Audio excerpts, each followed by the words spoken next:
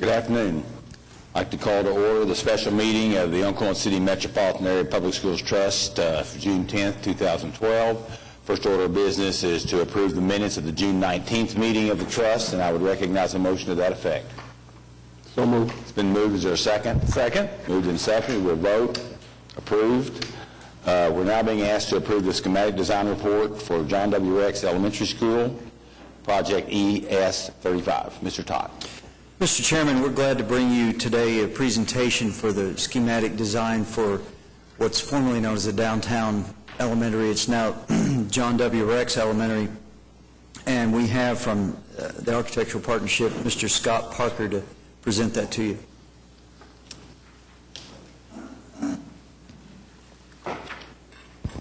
I'm Scott Parker from TAP Architecture. TAP Architecture is 415 North Broadway in Oklahoma City.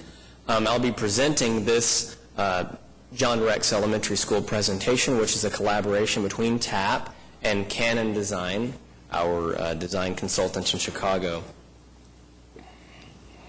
Just real quickly run through this.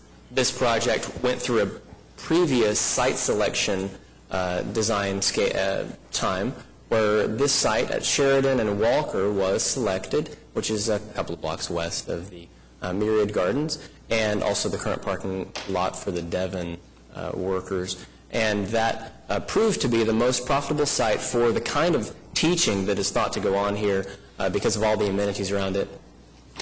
This is a few site shots of that area. And in our design scheming, we came up with this general site diagram that shows that the school, the teaching blocks, are generally sited along Sheridan and along the Walker facade, with more open site areas along California and Dewey, thus kind of respecting the taller buildings toward the north and the east. There are a lot of things we could discuss on here, but generally speaking, the tallest portion of the building is the north-south axis along Walker, with shorter pieces along Sheridan. The rest is garden space, and this tries to enforce the connection to the city.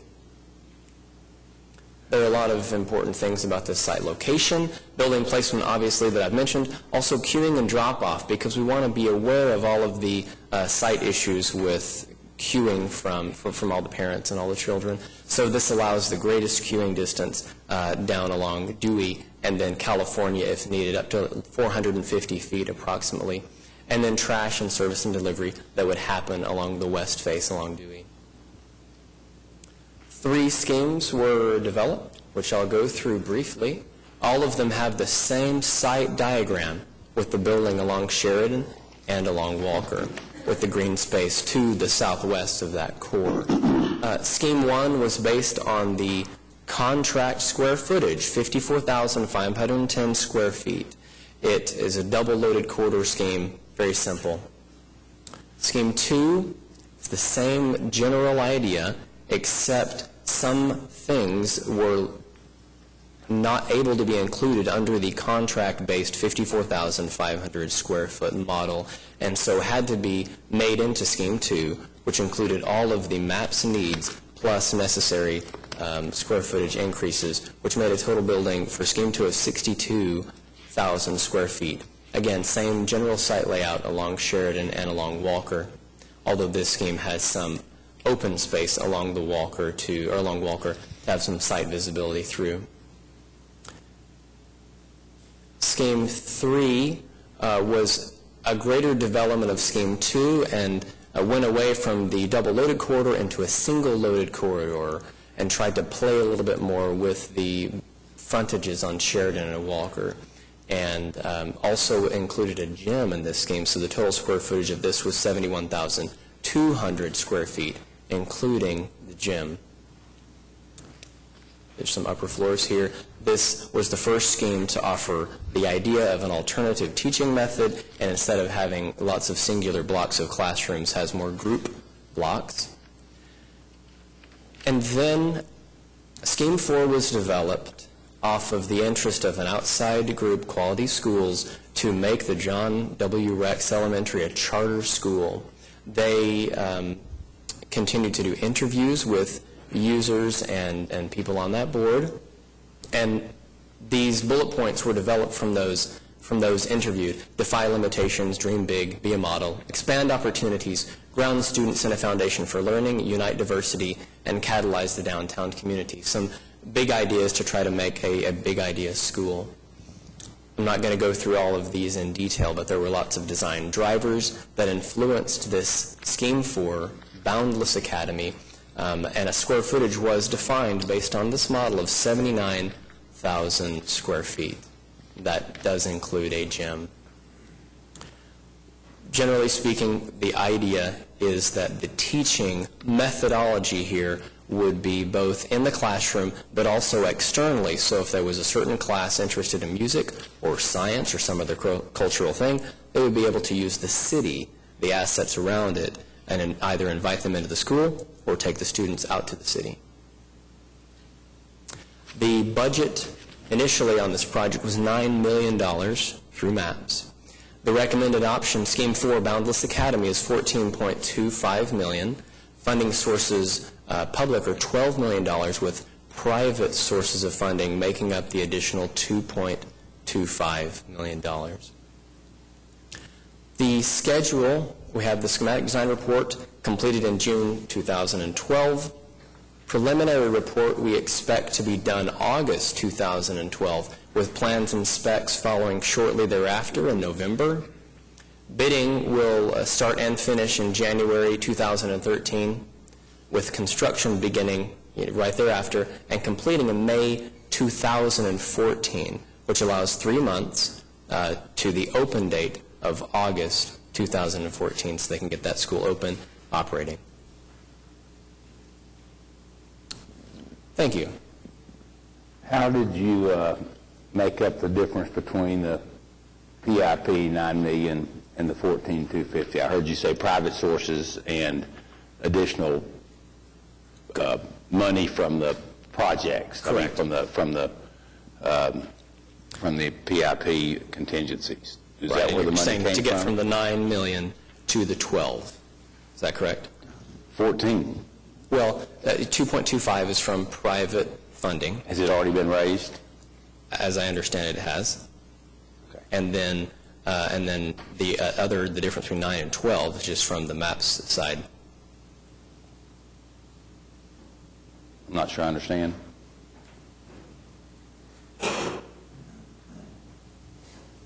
Mr. Chairman, there was 1.5 in TIF funding that was added, and then there's another 1.5 that's coming from program contingency. I see. Into that.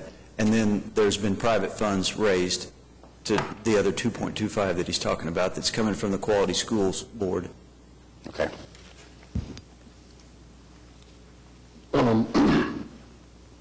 Mr. Ty, the additional tax increment finance funds and the additional MAPS funds that you talk about, have those been approved by whatever governing body would approve them?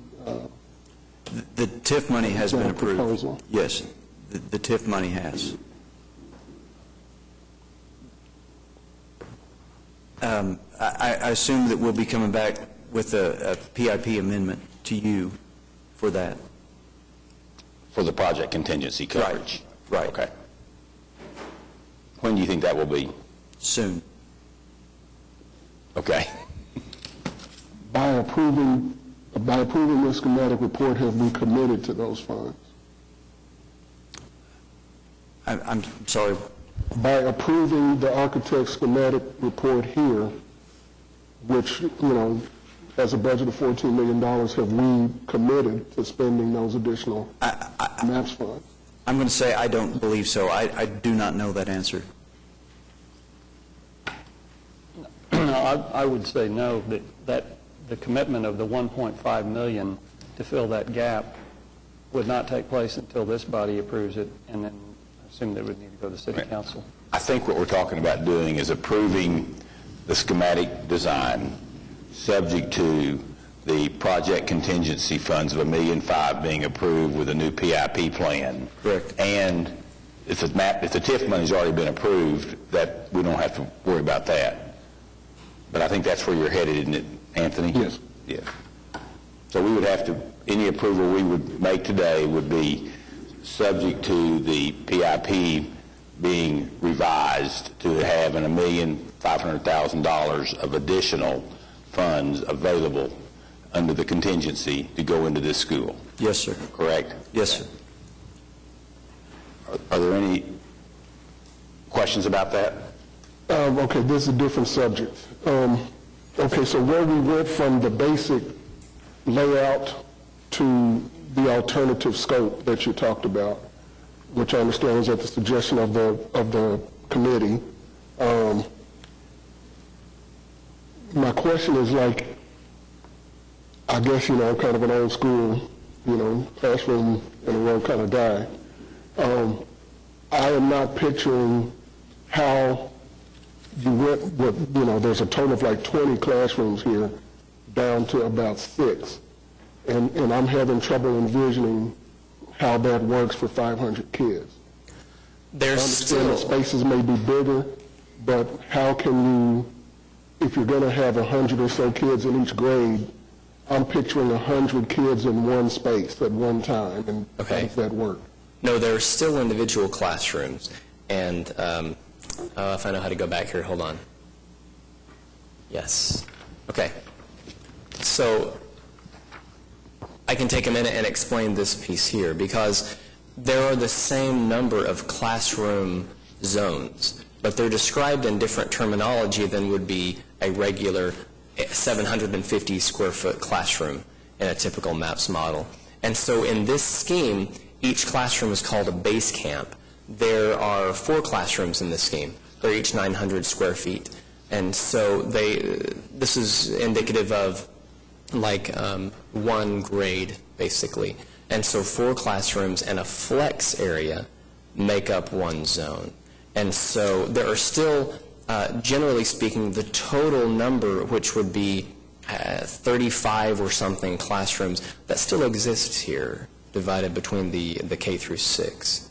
So the total is generally the same, the terminology is different. Have you stayed within the architectural standards of the Maps for Kids program? Absolutely, yes. Yes. Yeah, we're using that as the guide. We still have to. That's what I suspect. Yes, yeah. Any other questions? Carl, it seems under this scenario where we may be approving or being asked to approve an idea instead of a design under 4, because it almost looks like you have just a kind of a chart with base camps and flex areas and stuff, but that's not a design yet, is it? We would come back with a design? It's schematic. This is very preliminary. Yeah. That is correct, yeah. Okay. So we're being asked to provide the schematic, approval of the schematic design report, and it's all subject to the contingency being accepted in the PIP plan revision that will be coming very soon.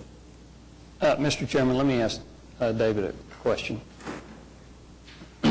This board, if the schematic design is approved today, this board will then at some point see a preliminary report? Yes, sir. Yes, sir. A design report, and then beyond that, final plan report. What this allows him to do is continue on and develop that preliminary report under this budget, and that's when we'll be bringing you the amendments for the funding. My only concern is that we do need to live within the standards that we've been going under. And it's very exciting to come up with these new educational concepts, but we've done a whole lot of other schools that are pretty much along the lines of what the normal thought processes are. And so I really don't want to get down to the final plans and have everybody in town excited about them, and they not living within our standards, and we have to turn it down. Exactly, yes. I understand what you're trying to do and what you want to do, but remember our standards. We've got to live with those, just like we have with the other 75 schools. Right. And I will say that TAP Architecture and Canon Design have worked very hard to read and study the MAPS standards to make sure we live within those. And TAP and Canon, both TAP's done several MAP schools, and TAP and Canon together have also done the Martin Luther King Elementary. And so we've really poured over those to make sure that we stay within them. Please make sure Yes. that your colleagues recognize that, because we've got obviously a charter school here. You've got a lot of very important people on the committee, but they need to remember too where we're headed. Absolutely. I would just second that, and just, again, I also wanted, if there are some committee members here, I wanted to thank them for their commitment and the $2.5 million that they've raised to augment the MAP's budget. But again, where just on a glance at this, I have this vision that you're telling me is way wrong. I suspect that the public will have the same vision I did. And so it's going to be very critical that by some means you make clear to those of us who are old school, 25 kids in a room, that's not, you're not deviating from that so much as it would appear here. Correct, and a plan will be forthcoming. It's just under design currently. We understand that. Other questions or comments? Is there a motion to approve the schematic design? Motion to approve. Is there a second? Second. Moved and seconded. We'll vote. Approved. Thank you, sir. Thank you. Next item is to approve amendment number 1 to the contract for architectural services with TAP, the Architectural Partnership PC, for the new downtown elementary school, increase of $327,600, project ES 35. Mr. Chairman, this is for the project that you just saw the schematic design for, and as you saw, it went from 54,000 to 79,000 roughly square feet. So this is an amendment to compensate them for that increased size, and these funds are available within the program contingency. Any questions? I'd recognize a motion to approve.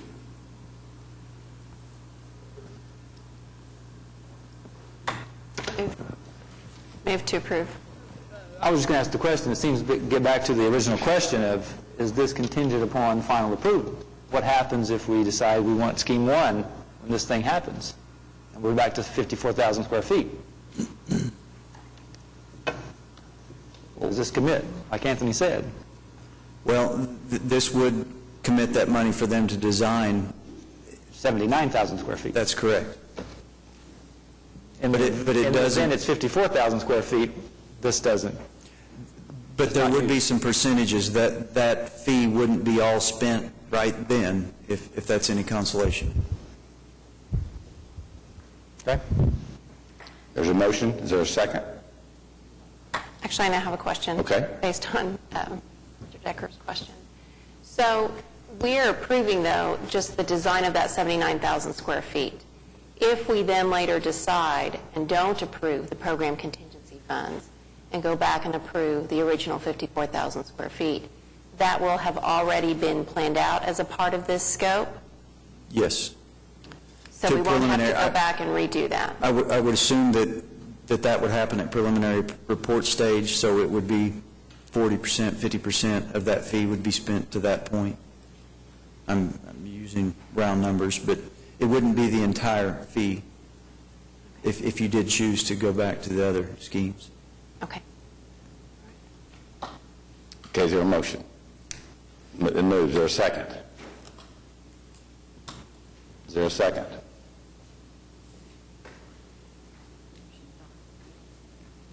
This motion dies for lack of a second.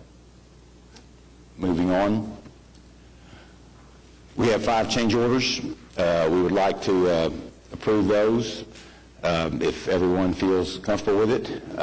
Mr. Todd, is there anything special about these various change orders? Well, each one is unique in itself. Columbus at Jackson School, the most significant is the HVAC modifications. There was an existing unit that needs to be removed. There was no valves within the system, so we're having to recover the fluids and put that back in and repair that. On Monroe Elementary, relatively small items, a wall that was found that was not filled as was expected as a bearing wall, so there were some costs for that. Prairie Queen, exhaust fan replacements, 6 fans that didn't meet code must be replaced. West Nichols Hills.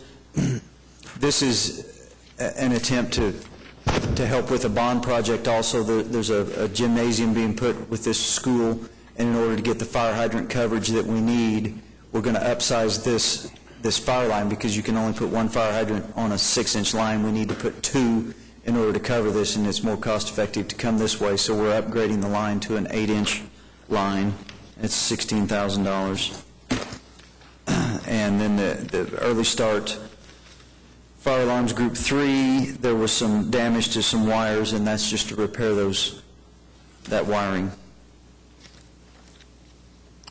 Any questions about these change orders? If it's okay with the board, I would like to recommend that we approve all at the same time. Would that be acceptable? There's a motion to that effect? So moved. Been moved. Is there a second? Second. Moved and seconded. We'll vote. Approved. Next, we're being asked to accept the Southern Hills Elementary School project and place the maintenance bond into effect, and I'd recognize a motion to that effect. Move to approve. It's been moved. Is there a second? Second. Moved and seconded. We'll vote. Approved. Thank you. We're now being asked to concur with Independent School District Number 89 in approving the preliminary report for I-89-2007 school bond issue project S712 Taft and Spiegel Stadiums. Is there anything that needs to be discussed with this, Mr. Todd? I don't have anything to really add right now. As you said, it's concurrence. It's been looked at by the Board of Education. Architects here, if you have any specific questions about the project. I know you were concerned about this. Anthony, do you have any comments or questions? Well, I would say, I really think from what I could glean from the executive summary that they got, they did a really good job of doing what they could do within the budget. I still remain concerned with what I consider to be a low budget for this project, but I do think they did an excellent job with what they had. So will you move that we concur? So moved. It's been moved. Is there a second? Second. Moved and seconded. We'll vote. Approved. Mr. Clowers? Mr. Chairman, a few updates for this meeting. There are 27 schools in construction. We're nearing completion on 4 of those, 3 of those, Oak Ridge Elementary, Capitol Hill High School, and Classen SAS High School. Rogers will be bid later this summer. And then we have, of course, the downtown elementary in design that you heard about earlier today. This board approved the schematic design earlier today, and then that action will go to the City Council a week from today on the 17th. There are several bond projects in construction and design. Construction continues on 2 projects, Coolidge, Van Buren, and Hayes, and then Wheeler, West Nichols Hills, Monroe, and Nichols Hills. Final plans are continuing for classrooms and gyms on 2 projects, one at Parmalee and Pierce. That'll be completed, those plans will be completed in August. And then final plans are underway for Adams, Bodine, Horace Mann, and Kaiser, and those are expected to be completed in September. As you heard, the preliminary report for Taft and Spiegel Stadium was approved today. And then preliminary reports are ongoing for 8 schools, Mark Twain, Putnam Heights, Southern Hills, Stanwady, Buchanan, Gatewood, Johnson, and Oak Ridge. Those are for gyms and classrooms. And then our A&E selection process is underway for classrooms and gyms at 5 schools, Heronville, Fillmore, Prairie Queen, Rockwood, and Eugene Fields. Are there any questions? We'll move into comments. Are there any comments by trustees? Yes, Anthony. Okay, Mr. Chair, I'd like to move that we reconsider agenda item number 4.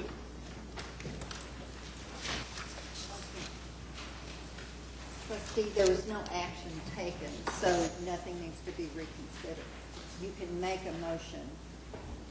Okay, the motion died for a second, so no action was taken. Okay. Well, I don't want to move approval, but so as a comment, I will say first off that, if the decision is made to do the larger building, that I would not oppose the architect designing the larger building. What I was concerned about was the decision to do the larger building. And all of the things, related to that coming before as if it was a done deal. Now, if under the originally approved contract with TAP, they can design, kind of get us to the preliminary stage, then I'd say go work. And if you can get some steps in place, and I guess this is to Scott, if you can get some steps in place that would kind of get us to that point within the contract that you have approved, go forth and conquer.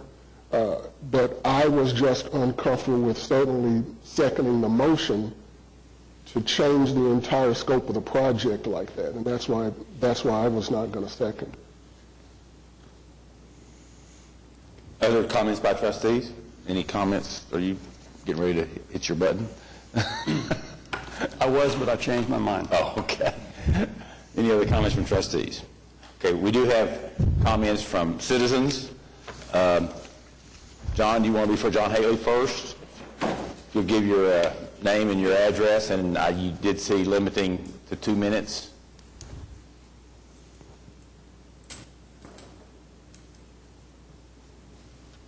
My name is John Haley. I reside at 8000 Glenwood in Oklahoma City. That's just north of Wilshire, midway between Western and Pennsylvania, just to the west of Nichols Hills Elementary School. My home backs up to the school ground on the west side.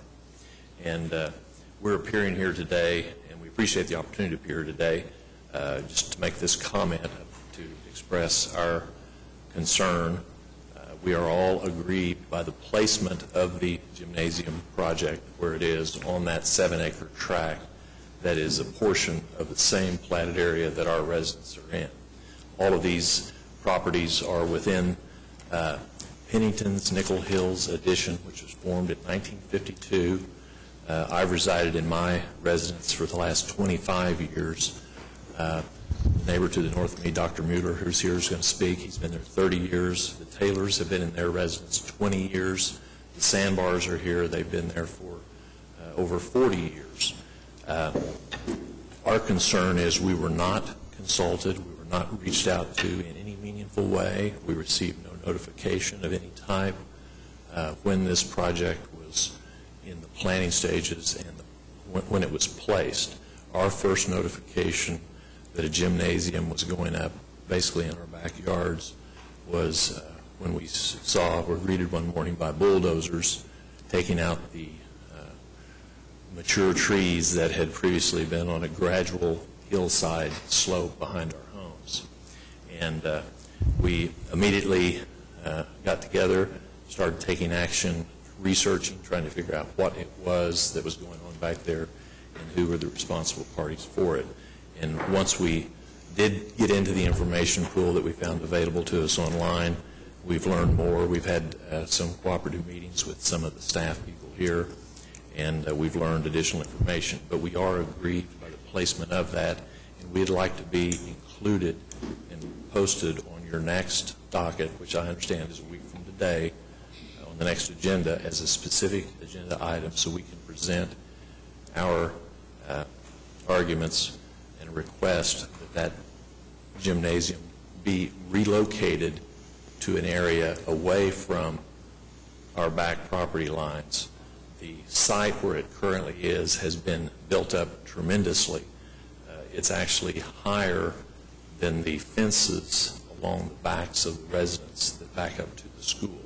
It's approximately 2 to 3 feet over the top of our fences now, and the gymnasium that's going to be built at that height is going up 30 feet from that height, so it'll tower over our homes by about 40 feet or so. There's no way we can screen that off at all, and we're all aggrieved by that. We have filed a appeal from the issuance of the building permit. We filed it timely on the very last day we could file it. We didn't even know it had been issued until they started construction back there. But that is before the Board of Adjustment on the September docket. We've tried to get the benefit of the rules of the proceedings before the Board of Adjustment and get a stay of the proceedings and hold up the construction pending the hearing on our objection or appeal. but that's been undercut by some actions taken by others. And we would respectfully request that this Board of Trustees list this matter on your next agenda item for consideration of our request to move this. There's some other people that would like to speak here today, and there's a group from the Nichols Hills, Bennington Nichols Hills Edition that are here to speak their parts and their objections to this as well. But if you have any questions of me, I'd be glad to answer them. Why don't we go through all the people speaking, and then we might have some questions for you. Thank you, John. Jamie Taylor? You want to speak, Jamie? Okay.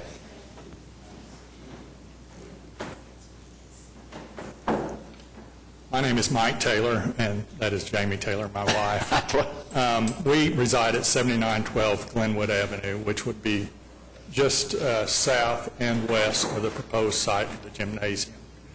And let me say that we love Nichols Hills Elementary. We sent our child there, James Michael. He was one of the first children to graduate from Nichols Hills Elementary, and we have been supportive all along of the school, and I think everyone has done a great job with the school. Our problem is with the, and we have no problem with the gym. The problem we have is the gym is not located in the right spot. And unfortunately, what we have along the west side of the Nichols Hills Elementary's property are residences that all sit about 12 feet below the ground elevation. So you have the elementary, or the gymnasium located on the very west side of the property. And basically what you have when you look out our back window, and especially John's back window, is what amounts to is a 40-foot brick wall along the entire distance of his backyard. And it also infringes on my backyard as well as the Mueller's. We've lived in our house for 23 years. We've done 2 additions. Both of those additions have been on the back. And I just think that really consideration has not been given to the homeowners to the west of the impact that this is going to have on us. And we would just ask that we have an opportunity to voice that and for you to review that. The school has 7 acres, and there are several different spots that this can be located. Now, it may be a little more expensive, but I think the cost to us as homeowners is going to far exceed the savings you're going to have by putting it at this location.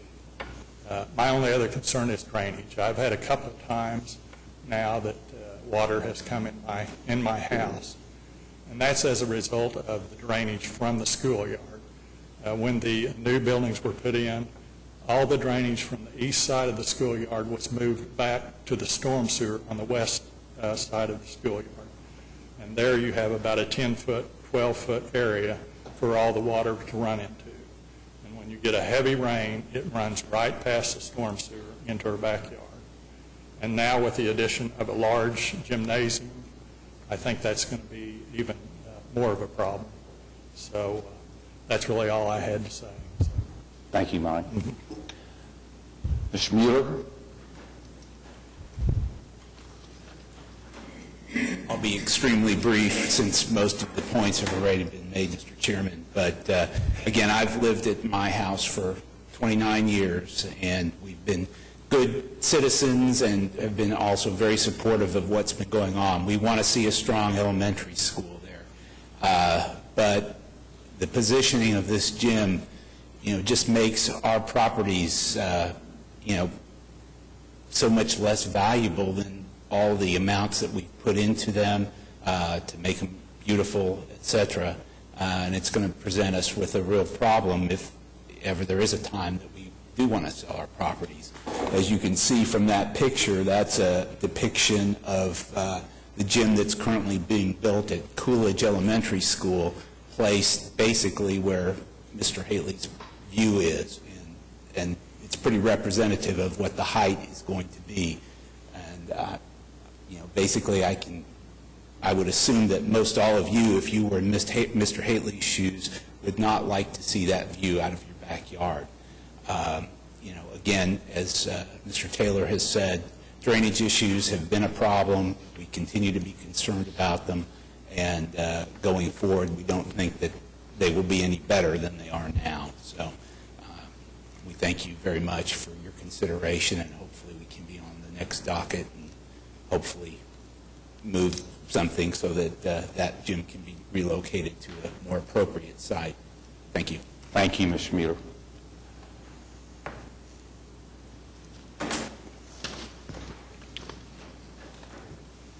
We have, oh, yes. Thank you for allowing us the privilege. I need to have your name and My address. name is Sandy Sandbar, Yes, sir. forgive me.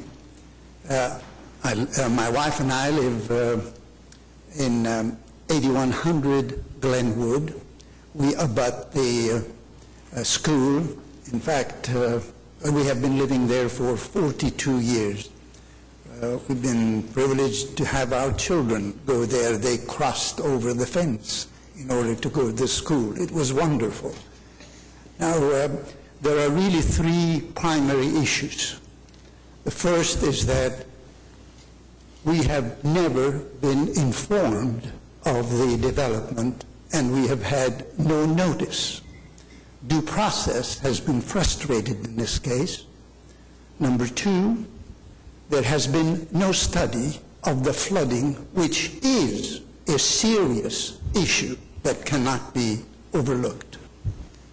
And the third is that I'm delighted that the architect is here, and he was kind enough to appear and inform us about the development of this project. It started with a gymnasium on the east side of the school, and then they decided it'll go in the middle, and finally, after several years, I assume, I do not know what the timeline was, but they decided to put it on the west side and raise the ground with no study of the flooding.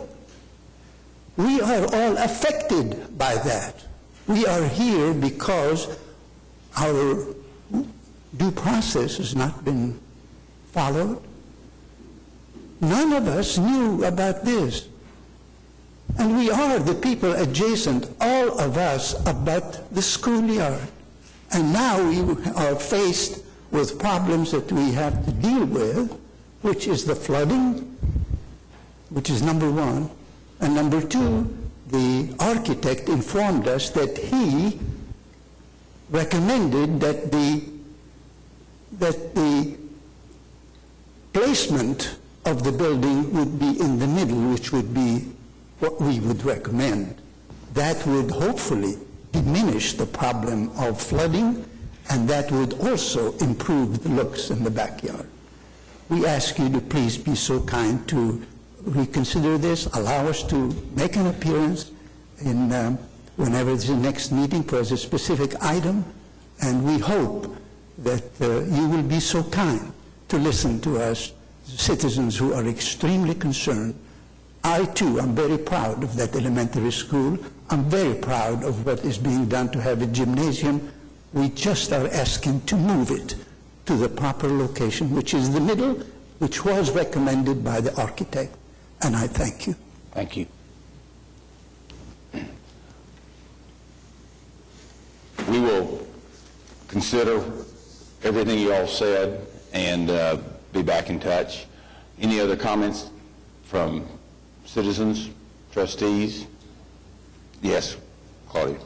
I think it's important, and I would like to get more information on what our process is for communicating to the adjacent properties about what is being done. I think that I certainly was under the assumption that we did provide notification and an opportunity for input, and I think that's important that we do that going forward, or at least consider that as a body. Mr. Todd. If I may, Mr. Chairman, the original renovations that were done under the Maps for Kids tax program, there were notifications sent out to surrounding neighbors. Granted, that was about 5 years ago. There was a public meeting held. In fact, I think there were several public meetings held at various stages of the project. Very poorly attended public meetings. Within the schematic design, during those meetings, it was shown 3 different layouts for this gymnasium, and I'm sure it was discussed at those meetings. Mr. Hornbeak is here if you want to hear more actual history. I'm working from information out of the files. But there were public meetings. With these bond projects, we're not doing the public meetings because they are typically a couple of classrooms or a gymnasium. They're not total renovations, they're not big additions, and plus it is school bond money that we are administrating. I understand. I have a further comment. I understand that. I think that a gymnasium is a large, new facility, and so I would like to learn more about either encouraging the Oklahoma City Public School District, or if they are not going to do it, for us to consider a process to implement that would allow for communication, notification, and input from the community. And speaking as a parent of a Nichols Hills Elementary, I was involved in some of those meetings. They were poorly attended. However, I will also say that the gymnasium, I think there was always some confusion as to when that project would occur. Nevertheless, as we go forward, the gymnasium is a new project as part of the 2007 bond project that probably most people aren't as aware of. And I think it's important that as part of the community, the school needs to be a good neighbor as well. So. Okay, we'll look into that. Mr. Hornbeak, would you like to give us a little bit of input, since most of us are dealing from a position of not knowing? Well, I'll give you the best input I got. My name is David Hornbeak. I'm with Hornbeak Blatt Architects. In 2007, we were hired to do the Maps for Kids edition, and in that process of the Maps for Kids edition, we were asked to master plan this classroom edition that is now complete, and then the ability to add possibly 2 more classrooms and a gymnasium that would be in a separate project. So as we began the master planning of all of that, we developed 3 schemes. One scheme was originally designed and given to us by ADG and a consultant from Atlanta. Then we were asked to at least do 2 other schemes and look at the site, because that group had done kind of a very quick attempt at where things could go. At the same time, Nichols Hills had already been raising money to build their own gymnasium, and they wanted a gymnasium. And the scheme that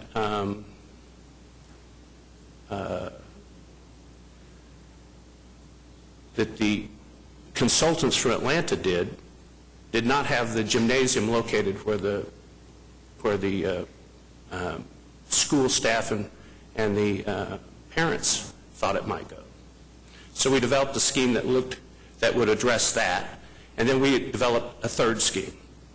It's the 3rd scheme that we settled on because the first 2 schemes had difficulty in terms of dealing with the runoff, and actually the 2nd scheme, in which the staff and the parents had asked if we would put the gymnasium on the east side, there wasn't enough physical space to put it there, so it couldn't fit there.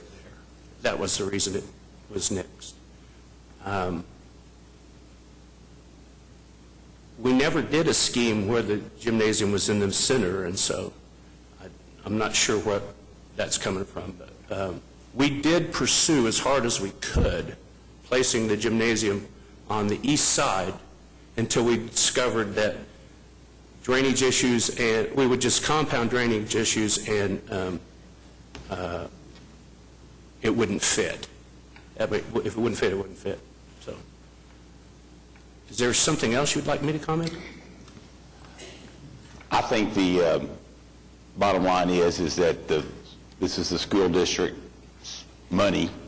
We're simply administrating it, And I think that there will need to be some discussions among the school district and the other parties that are interested from this standpoint before we can address it again. So I'm going to suggest that that be the direction that we head, and I'm sure you'll be asked to give comments on that, and as well as the school district and the neighborhood as well. Does anybody have any other comments or questions? Seeing none. Mr. Chair, to the neighbors that are here, I'm also the parent of 2 alumnus of Nichols Hills, and I wanted to apologize for my son throwing the baseballs into your backyard repeatedly.